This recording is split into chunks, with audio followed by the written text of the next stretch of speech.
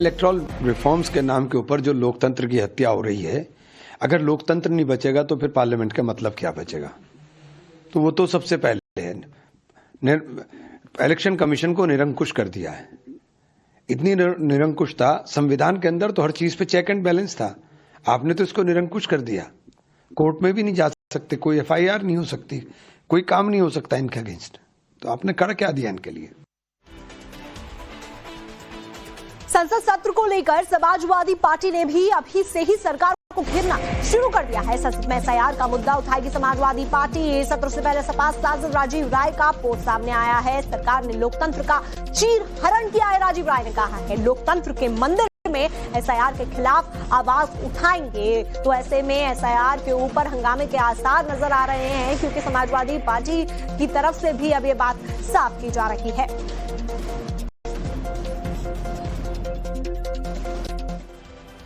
Samajwadi party के सांसद अवधेश प्रसाद ने भी एसआईआर के मुद्दे पर बयान दिया है। आइए सुनिए उनका क्या कहना है। देशव्यापी समस्या है, वो है एसआईआर की, वो है लोकतंत्र पे खतरे की, वो है संविधान के खतरे की। जिस संविधान को बाबा साहब भीमराव अंबेडकर ने बना करके इस देश के करोड़ों दलितों को, करोड़ों पिछड़ों को, करोड़ों अल्पसंख्यकों को और देश के तमाम लोगों को फंडामेंटल राइट्स, मूलाधिकार का अधिकार दिया है। उसमें मत देने का भी अधिकार है। मत से ज्यादा कीमती कोई वस्तु नहीं है।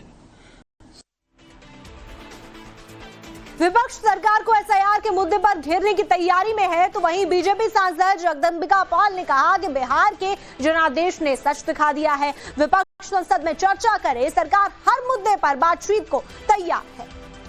चाहे तृणमूल कांग्रेस ममता बनर्जी हो और चाहे अखिलेश यादव हो, चाहे राहुल गांधी हो, आखिर एसआईआर का मुद्दा इन्होंने बिहार के चुनाव में बनाया था और लगातार चुनाव आयोग पे आरोप कर रहे थे।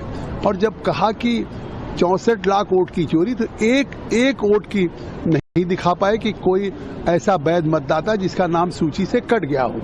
और बिहार का जनादेश जो आया है वो एसआईआर का मुद्दा, जिसमें 90 दिन राहुल गांधी, तेजस्वी इसी को मुद्दा बनाए थे। तो अब इस जनादेश को स्वीकार करना चाहिए, सदन को चलने देना चाहिए। सदन में प्रधानमंत्री मोदी जी ने कहा हम हर विषय पे चर्चा करने के लिए तैयार हैं। सदन होता है डिबेट के लिए, डिस्कशंस के लिए, डिसीजन के लिए, न कि हंगामा खड़ा करना काम है। संसद के शीतकालीन सत्र से जुड़ी हुई एक और बड़ी ब्रेकिंग आपको बता देते हैं। संसद सत्र पर बीएसपी प्रमुख मायावती का पोस्ट सामने आया है। हम संसद के सुचारू रूप से चलने के पक्षधर हैं, ये मायावती ने कहा है। साथ ही दोनों सदन शांतिपूर्ण तरीके से संचालित हो, ये भी वो कह रही हैं। केवल आरोप प्रत्यारोप लगाने से काम नहीं चलेगा।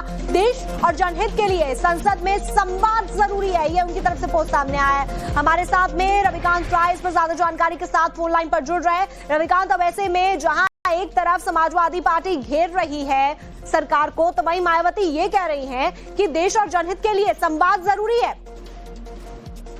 देखिए, संसद का शीतकालीन सत्र आज प्रारंभ हो रहा है। से कुछ ही देर बाद प्रधानमंत्री नरेंद्र मोदी का यहाँ पर एक संबोधन भी है। उसके बाद सत्र का ऑफिशियल आगाज होगा। लेकिन कल ऑल पार्टी मीटिंग में सरकार ने अपना स्टैंड क्लियर किया कि वो हर मुद्दों पर नियम के तहत चर्चा करने के लिए तैयार है। लेकिन यूनाइटेड ऑपोजिशन जो है वो एसआईआर के मुद्दे को उठा रहा है और इनका ये कहना है कि जिस तरीके से बीएलओ पे डेथ हो रही है, प्रेशर डाला जा रहा है और उनके वोट बैंक को जानबूझकर डिलीट किया जा रहा है। लेकिन सरकार ने पिछले सत्र में भी इस बात को स्पष्ट किया था कि चुनाव आयोग जो है एक संवैधानिक संस्था है और उसके बिहाफ पर सरकार सदन के अंदर रिप्लाई नहीं कर सकती, इसलिए टेक्निकली एसआईआर पर चर्चा नहीं हो सकती। बावजूद इसके इस सत्र में भी हमें देखने को मिल रहा है कि एसआईआर एक बड़ा मुद्दा ऑपोजिशन बनाने जा रहा है। एसआईआर एक बड़ा मुद्दा बनकर इस बार सत्र में भी दिख रहा है। बहुत बहुत शुक्रिया इस पूरी जानकारी के लिए। महमूद मदनी के जिहाद